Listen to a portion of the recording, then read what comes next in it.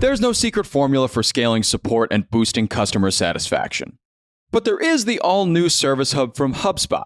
It makes it infinitely easier to scale customer support and increase retention. By bringing service and support together in one powerful platform, you can deliver the best experiences for your customers and your teams.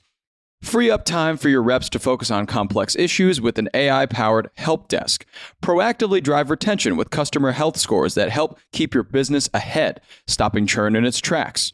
And give your entire go-to-market team the data they need to operate as one unified, powerful front. All so you can better connect with customers and keep them happy. Secrets out. HubSpot Service Hub is a game changer. Visit HubSpot.com/service to do more for your customers today.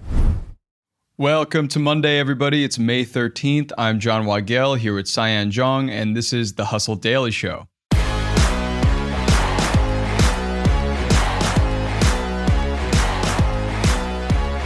It's not 2020 anymore, but arts and crafts are heating up big time. The sewing industry, for its machines alone, is sitting on a $6.8 billion knitted throne right now, and it seems to be growing. But why is sewing making a huge economic dent right now, and how can businesses capitalize on the hobby's exponential growth? I'm hoping to answer those questions today with the help of Cyan Zhong, managing editor of the Weekly Trends newsletter here at HubSpot, who wrote up this story on the sewing boom. But before that, let's give you the hits and headlines today in business and tech.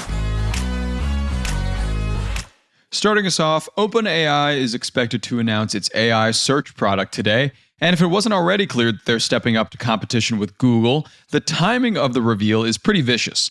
Google's annual I/O conference starts tomorrow. Next, in some car news, Chevrolet is selling its last sedan. GM will end production on the Malibu model this year and reconfigure the factory that builds it for EVs, leaving just trucks, SUVs, and the Corvette under the Chevy brand. Speaking of cars, 2 models from Hyundai and 1 from Kia were the top 3 most stolen vehicles in 2023. Hyundai Elantra models, which were the top grab, were stolen over 48,000 times. So I'd check on that car if I were you.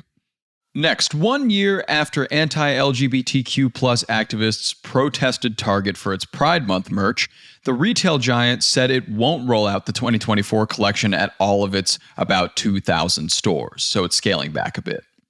And finally, we may have a summer blockbuster here. Hollywood can breathe easier now that Kingdom of the Planet of the Apes is a big hit. It exceeded expectations with about a $56.5 million domestic debut here in the US and a total of $129 million globally. So apes make money.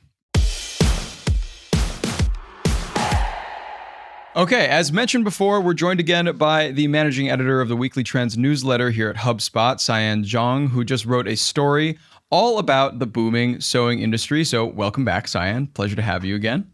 Yeah, thanks, John. Great to be back. Yeah. So first of all, how did you stumble on this rising trend of sewing? This is something that I would not even think of in my wildest dreams as being something that's huge right now. Yeah, it's interesting because my mind was going this direction because my husband asked for a sewing machine as a Christmas gift last year.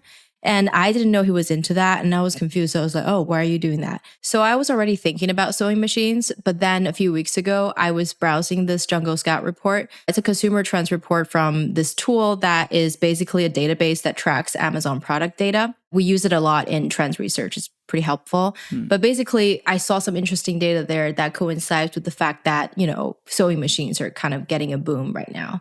Yeah, okay. That's interesting, especially when linked to Amazon sales. So how far have arts and crafts and sewing risen in terms of sales recently? So the report tracks from like Q1 last year to Q1 this year-on-year growth.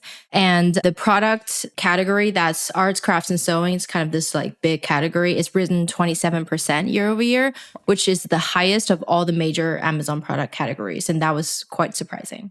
Wow, that's pretty crazy. Also considering that I would think, for example, that 2020, during the height of the pandemic time period, that sewing and arts and crafts would be very popular and flying off the shelves. But it seems like the past year has been especially popular. Why do you think that is? Yeah, I think you're right that The pandemic definitely kicked off this trend of people, trying their hands at sewing when they were quarantining at home. But I think it just sort of stayed. It also coincided with the DIY fashion trend. People are thrifting more. And if you find your stuff in a thrift store, it's likely that you need to trim them a little bit. You need to tailor them to your size. And to save some money and also just to be more sustainable, people are starting to do that on their own. So I think that contributed to the boom as well. Really cool. And also, as somebody who doesn't really know much about sewing, and you seem to at least have a machine in the house, how much do machines usually cost, and what is the market like for those machines right now? You asked the right person because I did a lot of research on sewing machines when I was looking for that gift. Yeah, it sounds like it. So on Amazon, you can find like a Singer. Singer is like one of the biggest brands. You can find one for $200 to $300, and that will usually get you where you want to go, especially if you're a beginner. Mm-hmm. But if you want to go fancy, there's also ones that come with the table and the foot pedal and all that for as high as $1,000 or even more. Wow. So yeah, I mean, you could definitely just invest in couple $100 and get yourself a sewing machine. Wow. Okay. And for the market as a whole, how much income is being generated, you'd think, by sewing machine companies? So the sewing machine market is, I think, close to 7 billion in market size, which is crazy. And even just the threads that people use in sewing is over 2 billion. So big markets. Wow. That's really impressive because that's a lot of units moved by a single market in terms of sewing machines, but also threads, which are significantly cheaper, also making the 2 billion mark, which is pretty insane. So a lot of people must be doing this. Are there any huge, of course, social media trends concerning sewing happening right now? Yeah, for sure. I mean, with any trend going on, social media is always quick to catch on. Mm-hmm. On TikTok, for example, there's Sewing Talk or Sewing TikTok. There are like, 600,000 something posts and views in the 100 millions easy. It was basically just people either showcasing their sewing talent or just, showcasing the pieces that they've sewn. Mm-hmm. Or, educational videos. So yeah, it's definitely big on social media as well. Wow. Okay. So it seems like there's a really big market for this. Seems like people are running with it on social. It seems like there's a lot of people kind of new to it and it has a huge audience. So when you break down a segment of people like this, what components here can some businesses start to capitalize on and, build more products? With a handicraft like this, I think e-commerce is the way to go. It has slightly lower entry barrier. You could just unbundle the whole sewing industry and you can either sell those like small mini portable machines because it's going to be hard to compete with the Singers of the world, right? But you can consider mini sewing machines, or you could sell threads, you could sell sewing patterns or bundles where you assemble the fabric and the components needed. So people could just easily sew a piece of outfit or an item. Mm-hmm. So yeah, there are definitely a lot of e-commerce opportunities for people to capitalize on. And I was even thinking like for threads, there's so many different colors and patterns these days that you could even sell it like you sell a lip palette or an eye color palette and just give it fancy names and make it really interesting. I feel like that would be a great way to go as well. Yeah. And are there a lot of budget-friendly ways to get into sewing? It seems like threads are a good way to get an easy entry into it. Yeah, threads for sure. But you can also do even more lower upfront costs like digital products, like sewing pattern PDFs are best-selling products on Etsy. You can easily find them. They're usually pretty cheap. But if you add on a lot of different variations, variety of outfits, you can sell them for a little bit higher. Wow. And what is that? Do you just kind of buy this pattern? Do they send you the physical thing or do they teach you how to make it or something? Yeah, so there's no storage, there's no shipping, it's all digital. You basically just create these PDFs and people can print them out themselves and then they just basically cut fabric following those patterns. Oh, wow. Okay. I didn't even know that existed. That's pretty cool.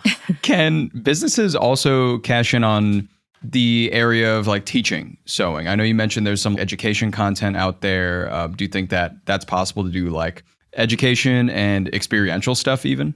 Yeah, definitely. Education is a big one. I know there are beginning sewing machine guides on YouTube that gets millions of views.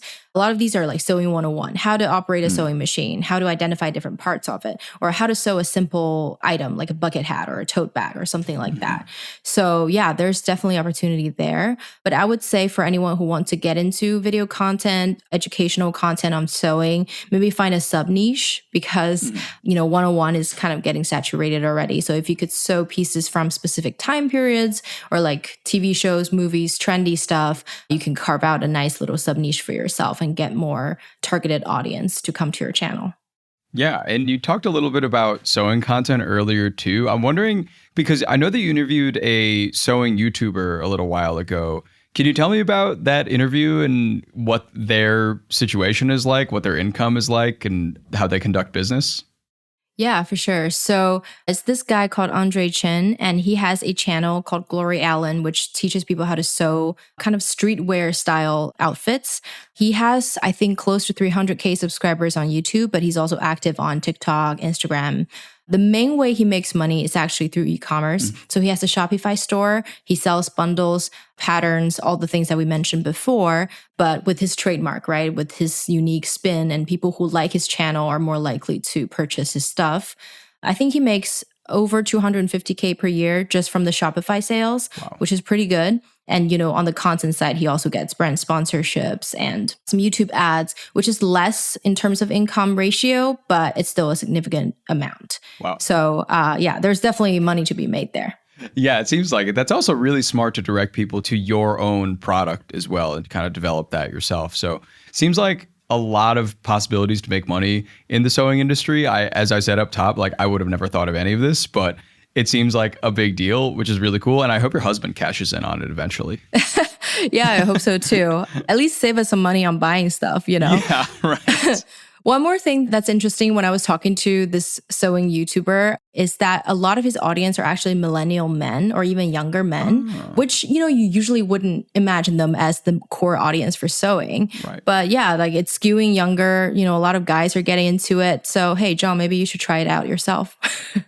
I know. Maybe I should add it on my list of hobbies that I've gained this year. Maybe that would be fun for me. Yeah. I could sew like like a tote bag or a scarecrow or something like that. Something easy. Yeah. Start small. Well, thank you again for being here, Cyan. It's been a pleasure as per usual, and we'll see you real soon. Yeah. Thanks, Zhong. Thank you.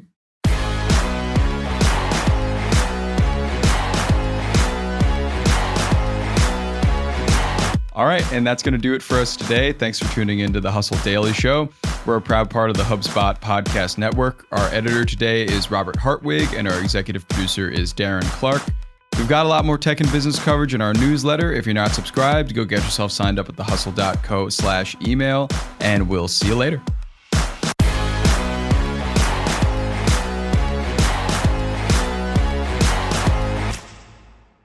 Hey everybody, I got a great podcast to tell you about. It's called Truth, Lies, and Work, and it's brought to you by the HubSpot Podcast Network, the audio destination for business professionals.